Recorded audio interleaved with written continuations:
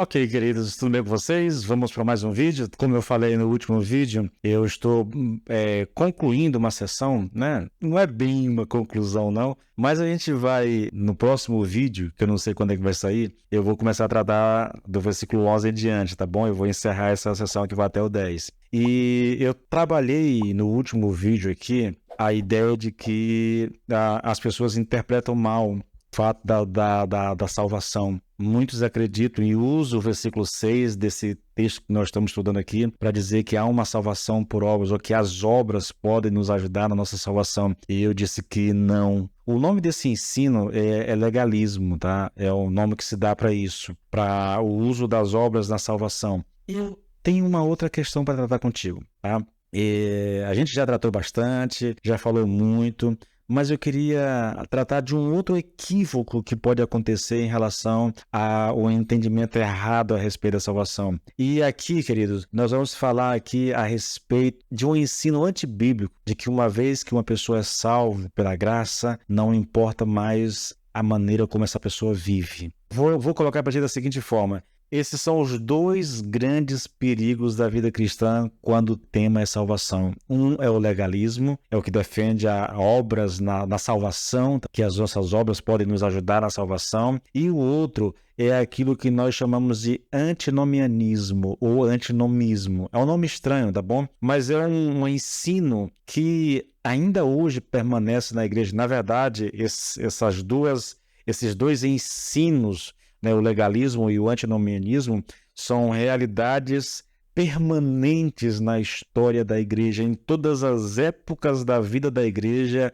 houve essas duas confusões a respeito da salvação.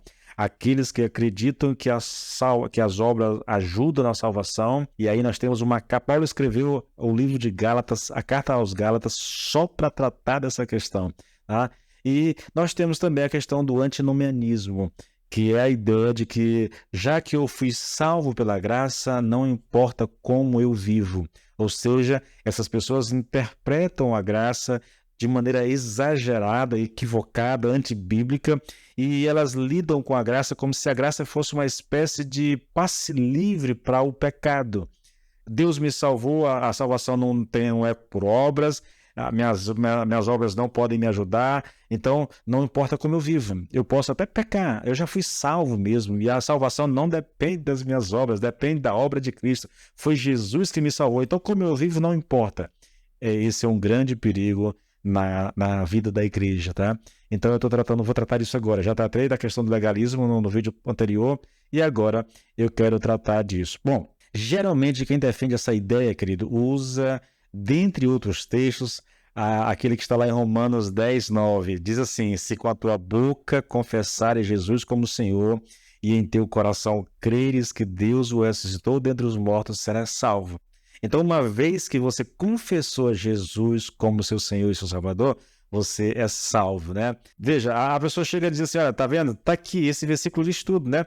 Tudo que eu preciso fazer é confessar com a boca e crer com o coração. Isso é tudo. Não fala de obras, elas não importam mais. Agora nós somos livres para fazermos o que quisermos. Desde que eu tenha confessado a Jesus Cristo como meu Senhor e meu Salvador, então eu estou livre para viver a vida da forma como eu quero. Como é que a gente responde, querido, a essa heresia, a esse ensino errado? Olha só, vou trazer aqui para ti alguns versículos, alguns textos bíblicos que eu creio que sejam o suficiente, tá? Não é preciso nem tanto estar falando a respeito dele. Eu acho que o texto por si só, ele é autoexplicativo. Por exemplo, Mateus 7, 21. Nem todo aquele que me diz Senhor, Senhor entrará no reino dos céus, mas aquele que faz a vontade de meu Pai que está no céu. Percebe? Não basta dizer Senhor, Senhor, eu aceito a Jesus Cristo, eu confesso a Jesus Cristo, eu creio em Jesus Cristo. Bom, eu estou salvo. Não, não. O Senhor Jesus está dizendo: você é salvo se você faz a vontade do meu Pai que está no céu. É o grupo dos justos. É alguém que está buscando fazer a vontade de Deus. É alguém que está se esforçando para viver o cristianismo à luz da Bíblia. É isso. Tito 2, do 11 aqui até o 14, olha só.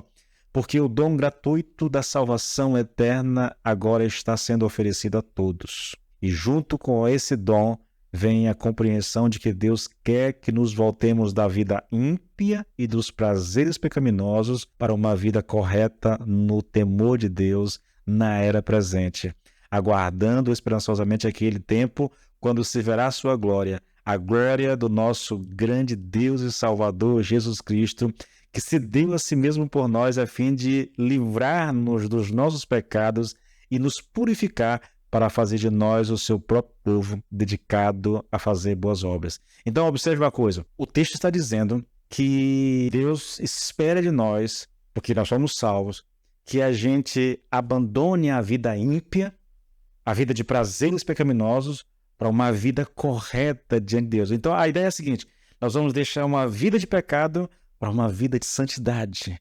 É isso. Se não há essa mudança, se eu digo que aceito a Cristo, mas eu continuo vivendo nas mesmas práticas pecaminosas que eu tinha antes de aceitar a Cristo, então é porque eu posso até ter confessado a Jesus com os meus lábios, mas de fato eu não nasci de novo, eu não sou uma nova criatura, eu não sou um justo. Porque o justo, ele vai se dedicar a fazer boas obras. O justo vai fazer a vontade do Pai. É isso que está sendo dito aqui. Tá? Outro texto interessante, mais forte, mais direto ainda, Tiago 2,17, né? Vou ler 17 e 19. Olha, portanto, vocês veem que não é suficiente apenas ter fé. Não basta dizendo, eu creio, eu aceito a Jesus como meu Senhor, como meu Salvador, eu creio que Ele é o Filho de Deus, eu tenho fé nisso. Tiago está dizendo, não adianta dizer apenas isso, não é suficiente ter apenas fé. É também preciso que façam o bem para provarem que têm fé.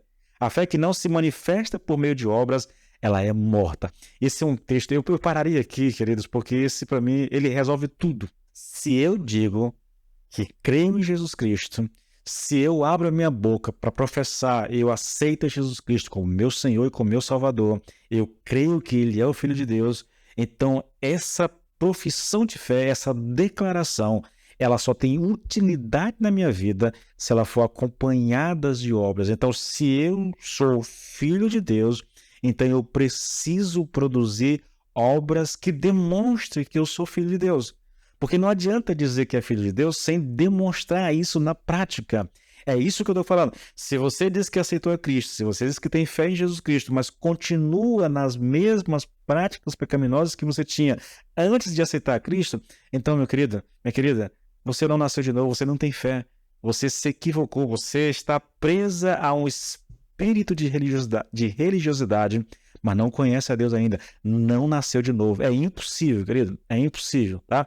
Olha o versículo 19. Vocês creem que existe um único Deus? Ora, lembrem-se que os demônios também creem nisso e tremem de terror. O diabo crê que estremece. Então, o que eu estou dizendo aqui é o seguinte, querido. As Escrituras do Novo Testamento, em toda parte, nos ensinam que não há maior perigo a confrontar todo aquele que professa a fé cristã do que aquilo que nós chamamos de antinomianismo. O que significa? Significa confiar no fato de que as pessoas fazem declarações e elas separam essas declarações da sua vida. É a tendência de dizer, bom, o importante é ser salvo, entendeu? Não importa o que eu faço. Se eu aceitei Jesus, então não importa como é que eu vivo, na verdade. O nome disso é antinomianismo.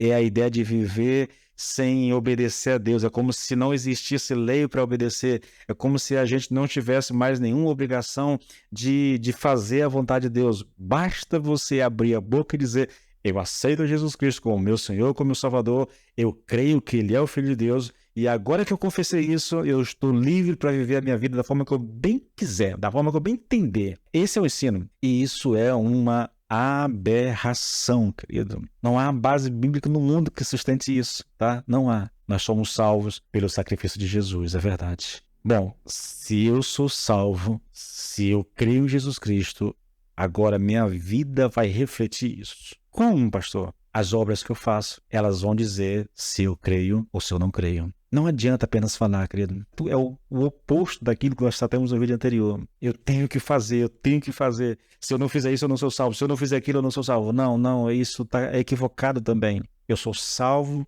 pelo sacrifício de Jesus Cristo. E porque Ele me alcançou, o Espírito Espírito habita em mim, então eu manifesto isso em obras que testemunhem da minha salvação e da minha fé no Senhor Jesus Cristo. Eu espero que você entenda isso. Eu espero isso de todo o coração, tá bom? Deus te abençoe.